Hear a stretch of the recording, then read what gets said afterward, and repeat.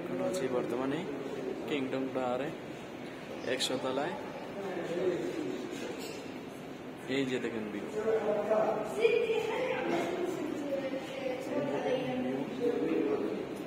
Saudi আরবের সবচেয়ে বড় টাওয়ার কিংডম টাওয়ার।